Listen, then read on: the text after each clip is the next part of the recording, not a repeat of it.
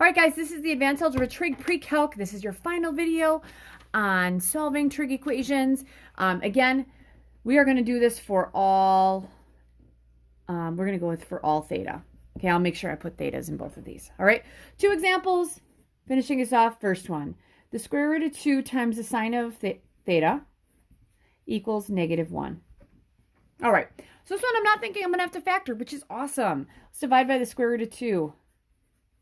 So I'm going to say the sine of theta equals -1 over the square root of 2. So when I'm looking at this thing, I'm thinking, okay, it goes cosine, sine, right? Am I seeing any signs with -1 over the square root of 2? No, I'm not. But let's see here. I don't see anything with a denominator of a square root. So couldn't I rationalize the denominator here and say, oh, this is the negative square root of 2 over 2? So I'm really looking for where the sine of theta equals the negative square root of 2 over 2. Does that exist? Are there any y's that are negative square root of 2 over 2? Yep, right here, right here. 5 pi over 4, 75 pi over 4. Are they evenly spaced? No. Can I write them as 1? No, I got to write them as 2. So I'm going to have theta equals 5 pi over 4. Theta equals 7 pi over 4. This is plus or minus 2 pi times n. Plus or minus 2 pi times n.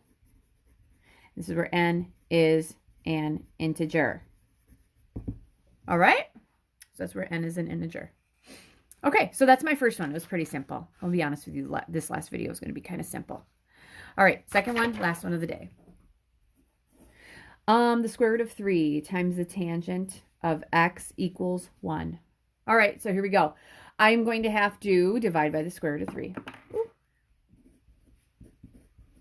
So the tangent of x is going to equal 1 over the square root of 3. All right, so you have some options here. Okay, I'm definitely not seeing anything here because there's no tangents on here. The tangent is the sine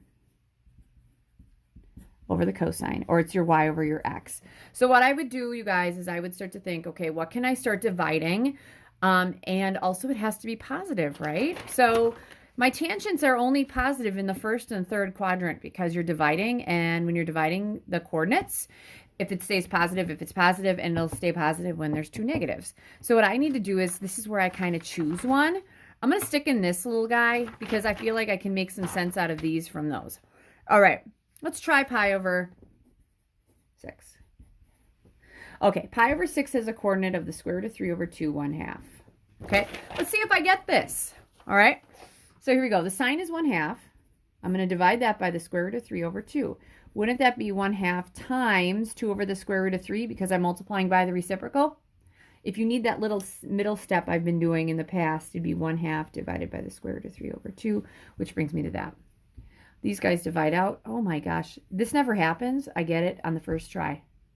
All right. So we're going to say x. I was going to be doing thetas, I'm sorry, but I'm going to say x equals pi over 6. All right, so here's my next thing. Would it make sense that if pi over 6 worked with these, wouldn't the negative square root of 3 over 2, -1/2 point also work because you would just put negatives here and negatives there and everything just works out the same? All right, negative square root of 3 over 2, -1/2. That is 7 pi over 6.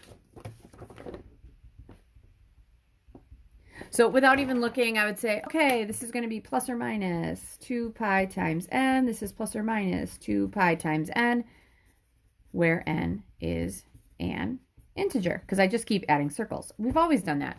Now, if you're one of those people who really look deep in it, we got pi over 6, we got 7 pi over 6. Doesn't it make sense that if I add a pi or I subtract a pi, I get back over? Yep. So, or you could take that pi over 6 and add or subtract pi times n, and that's where n